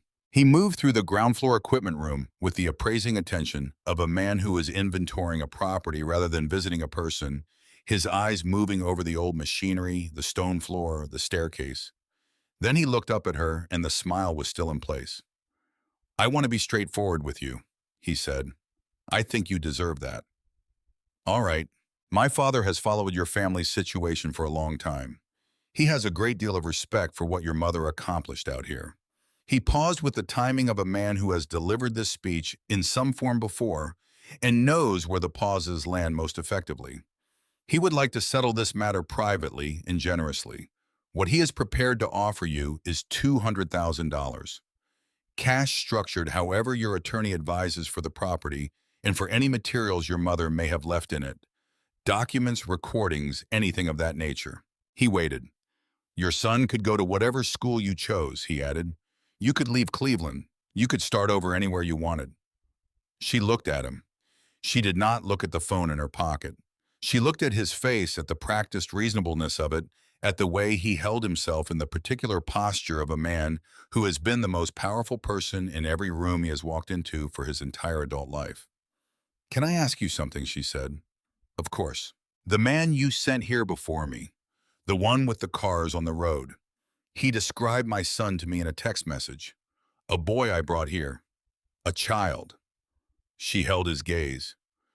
"Was that a deliberate choice, or was it careless?" Something moved in Stellan Greer's face. It was not quite an expression. It was more like the surface of something very still registering a disturbance without showing the wave. "I apologize if the communication was poorly worded," he said. "That's not an answer." He studied her for a moment. The room was quiet except for the wind outside and the faint sound of the ocean below the headland. He looked around the equipment room, at the old machinery, at the single woman standing in front of him without bodyguard or attorney, and something in his assessment shifted. He had walked into this building expecting a frightened woman at the end of her options. He had found something that did not match that category, and it made him reach for a register he used when he wanted to be believed rather than managed. "My father has been patient for a very long time," he said. "He understood when your mother chose this path that one day there would be a conversation. He always assumed it would be with you. He had faith in that." He looked around the equipment room at the old machinery, the stone walls. "This property contains things that don't need to become public. Things that could be handled quietly, that could result in a resolution that works for everyone. The people my father's business affected over the years, the families there, are private arrangements that could be made. Restitution done correctly, without courts, without publicity, without the years of disruption that litigation brings." He looked back at her. "Your mother was a remarkable woman, Miss Calloway. She built something remarkable here, but she built it alone, and she carried it alone, and it cost her 30 years of her life. You don't have to repeat that. You can end it today. You can take your son home and build the life you actually want." She looked at him for a long moment. "My mother bought chocolate chip cookies every Thursday for 30 years, she said. "For a grandson she never met. She bought the last box 3 days before she died." He waited, not sure where this was going. "She didn't do that because she was alone," Marin said. "She did it because she knew the difference between being alone and being without the people you love. She knew they weren't the same thing. She held his eyes. She was never alone. She had this lighthouse. She had the sheriff. She had 9 women in this town who had Saturday coffee in her honor for 26 years. She had me even when I didn't know I had her. She paused. And she had this. She reached into her coat pocket and her fingers closed not around the phone, but around the iron key. She set it on the stone ledge beside her. She gave this key to a lawyer 10 years ago with instructions about when to deliver it, she said. She planned this entire thing, every detail, the evidence, the people, the timing. She knew exactly what she was building, and she built it on purpose. And then she handed it to me. She looked at him directly. You came here to make an offer. I'm going to give you one instead. Walk out of this door and don't come back. What comes next is going to happen through the proper channels, and it's going to be complete, and there is nothing you can say or offer in this room that is going to change that. Stellan Greer looked at her for a long moment. The smile had gone. What was underneath it was not rage and not calculation. It was something older and simpler than either. It was the look of a man who has run a certain game for his entire life and has just realized for the first time that the other player had been working from a different board entirely and had been working it for longer. You understand, he said quietly, that my father has significant resources, that any legal process will be long, she said, and complete. Yes. She looked at the door. He looked at her. Then the iron door of the lighthouse opened. Remy Alcott came in. He was followed by 3 people in dark windbreakers with FBI stenciled across the chest. In gold letters, 2 men and a woman, all of them moving with the particular purposeful efficiency of people who have done exactly this kind of thing before and who are currently doing it with something close to satisfaction. Alcott did not hurry. He walked to the center of the equipment room and he looked at Stellan Greer. And his expression was the expression of a man who has been moving toward this specific moment for 29 years and has arrived. He reached into the pocket of his sheriff's jacket and produced a document. Stellan Greer, he said, I have a federal warrant for your arrest on charges of extortion, criminal conspiracy, solicitation to commit murder, and obstruction of justice. You have the right to remain silent. You have the right to an attorney. He paused. I am also required to inform you that you have been recorded during the course of this conversation. Stellan Greer's face went very still. He looked at Marin. She was still standing beside the stone ledge with the iron key on it, and she was looking back at him, and her expression was the expression of a woman who has been waiting without knowing she was waiting for 38 years, and who has finally arrived at the moment she was waiting for. She did not say anything. He looked away first. The federal agents moved with practiced calm. Alcott stood back and let them work.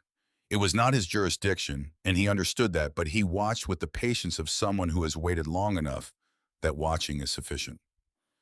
They walked Stellan Greer out through the iron door of Calder Light and across the granite headland to a black sedan that had been parked behind the tree line for the past 2 hours. Marin stood in the doorway of the lighthouse and watched them go.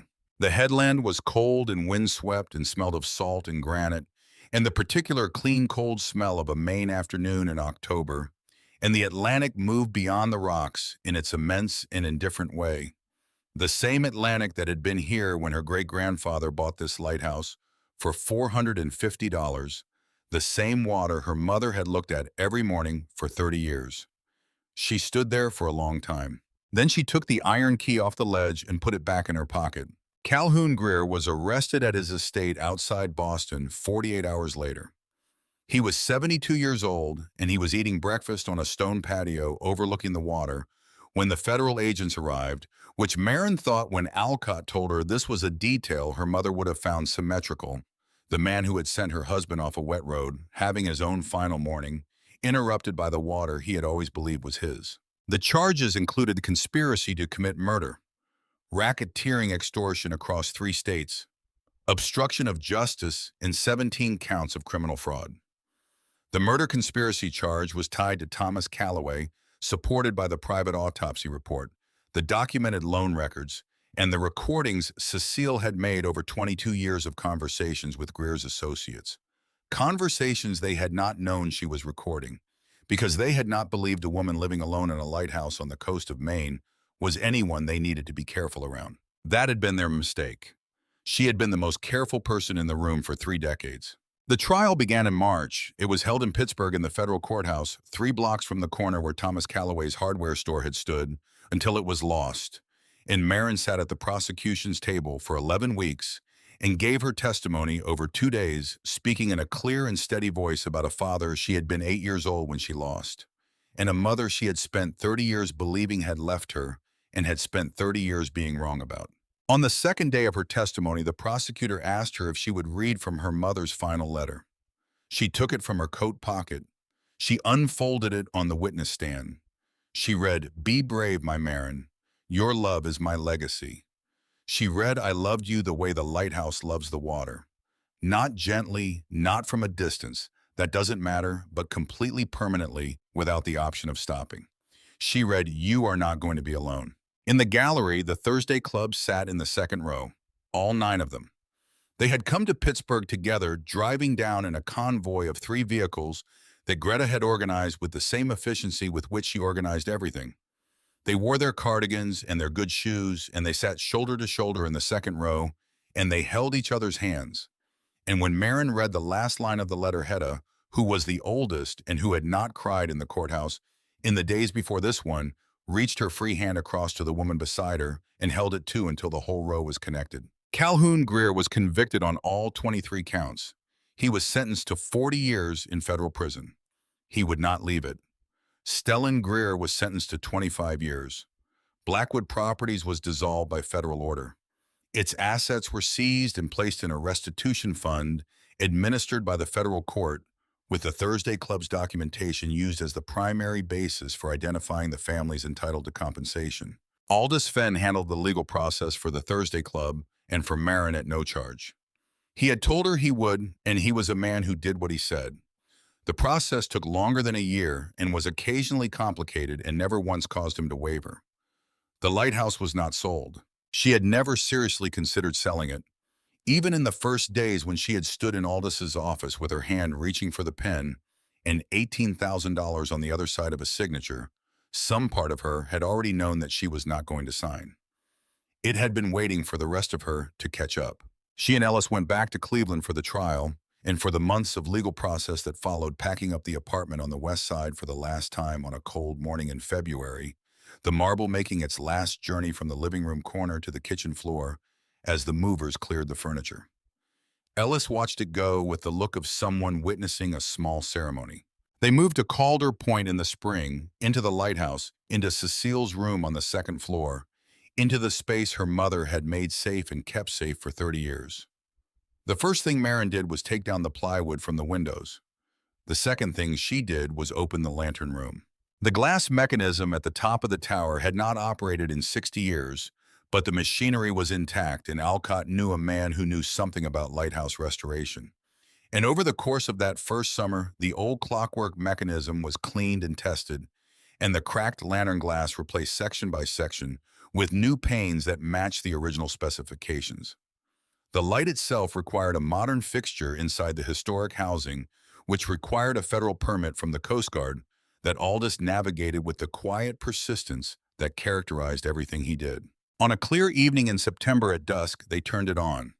The light moved in its slow rotation above the headlands, sweeping out across the Atlantic in the way lighthouse lights were designed to sweep, not dramatically, not all at once, but in the patient circular way of something built to be continuous, to be there every time around. Ellis stood on the iron gallery and watched the beam move across the water. "She would have liked this," he said. "Yes," Marin said. "She would." He was 9 years old now. He wore the blue scarf to school every day from October to April. She had finished the bind-off herself, sitting on the iron gallery in the early autumn before the trial, with Greta Voss sitting beside her on the same bench her mother had sat on, talking Marin's hands through the motion of the final stitches. The end of the scarf was her work, and the rest of it was Cecile's, and Ellis wore the whole thing without knowing or caring which was which, because it was one scarf and it was his and it was blue. He called Greta Gran. He had arrived at this on his own. Without prompting, the second Saturday he had attended Thursday Club, with Marin simply sitting down beside her at the farm table and addressing her that way, and Greta had received the title with the composure of someone who has been waiting for it without knowing she was waiting. He called Silas Pop. He spent Thursday mornings at the general store learning to identify lures in the specific kind of patient conversation that happens between old men and young boys who have decided to understand each other. He called Alcott Uncle Remy. Alcott came to the lighthouse every Sunday for coffee and sat in the rocking chair on the porch that looked out at the ocean and told Ellis stories about his grandfather Thomas, about the boy who had talked to a freshman who couldn't catch a ball, about the man who had played left tackle and built a hardware store and been the best friend Remy Alcott had ever known. Ellis listened to these stories with his whole face and his whole body, the way he listened to everything that mattered. The ground floor of the lighthouse became what Marin had understood it would become, not through any single decision, but through the gradual accumulation of the right choices made in the right order. She applied for her nonprofit status with Aldis's help and received it. She named it Adelaide's Light after her mother's middle name. The name Cecile had been called by her grandmother and had kept private from everyone except the people she most trusted. Adelaide's Light provided transitional housing and legal support for women and children coming out of dangerous situations, women who needed somewhere quiet to begin again, somewhere that was safe without being institutional, somewhere they could put their bags down and not be required to perform gratitude or readiness before they were ready. It could hold 4 families at a time in the expanded ground floor, and a converted outbuilding Alcott had helped her rehabilitate over the winter. Aldous handled the legal work, all of it without charge. Greta ran the kitchen. The Thursday Club collectively provided childcare and companionship, and the specific kind of practical support that can only come from women who have themselves needed support and know exactly what form it should take. Marin sat on the iron gallery some evenings after the house had gone quiet, after the families had settled for the night, and Ellis was asleep in the room above her, and she looked at the Atlantic in the dark. The light made its slow rotation above her. The beam swept out across the water every 14 seconds, steady and unhurried, the way it had swept for a century before it went dark, and the way it would sweep for a century after she was gone. She thought about her mother sitting in the same place on evenings like this one for 30 years. She thought about what it had cost and what it had built. She thought about the woman who had carried an impossible weight for 3 decades and had carried it with such deliberateness, such specific intention, that the weight had been transformed over time into architecture, into a thing you could walk through and live inside. She thought about the first letter, the one she had been meant to open first, the one with its single most important sentence written before anything else, so it could not be missed. Not a single day has gone by in 30 years that I did not think of you. She thought about what it meant to be thought of for 30 years by someone you didn't know was thinking of you. What it meant to have been held in someone's mind through every hour of every day, to have been the reason for every Thursday morning, every stock shelf, every folded sheet, every letter addressed for Marin and sealed in a box under a lighthouse floor. She closed her hand around the iron key in her pocket. The red yarn was almost pink now, worn to a softness that showed how many hands had held it and how many years the holding had taken. She did not mind. Things that had been held long deserved to show it. Somewhere on the headland in the dark, the wind moved through the sea ivy on the tower walls, the same sound it had made on every night her mother had slept inside those walls. The particular sound of living things finding purchase in something ancient and standing and not going anywhere. Inside the lighthouse, Marin could hear the specific quality of silence that meant everyone was asleep and safe. She had grown good at reading the silence of this building, the way she had grown good at reading her son's breathing. And the silence now was the right silence, the silence of people who had been afraid and were for this night not afraid. They had told her in that law office on the 22nd floor with the classical music and the 2 clean receptionists that her mother had left her nothing but a liability. They had been wrong in every particular. She had left her the truth. She had left her a father who had loved her before she was told to stop believing it. She had left her 9 women in cardigans who had been holding space for her at a farm table for 26 years. She had left her a sheriff who had carried her family's story for 3 decades out of love for a friend he had lost. She had left her $12,000 and a key and a box full of letters, and 30 years of Thursday mornings worth of chocolate chip cookies, and a blue scarf and a lighthouse above the sea that was now in the slow rotation of its resurrected beam, keeping watch over the water the way it had always been meant to. She had left her proof that she had been loved. Proof that love, the real kind, did not require the same room or the same year or any kind of proximity at all. The real kind persisted through whatever it needed to persist through. It stood above the water. It kept the light on.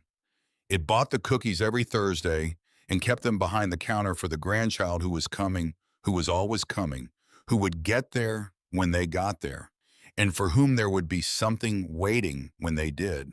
Marin sat on the iron gallery of the lighthouse her mother had called home and looked out at the Atlantic and held the key in her palm. The light swept. The water answered. She was home.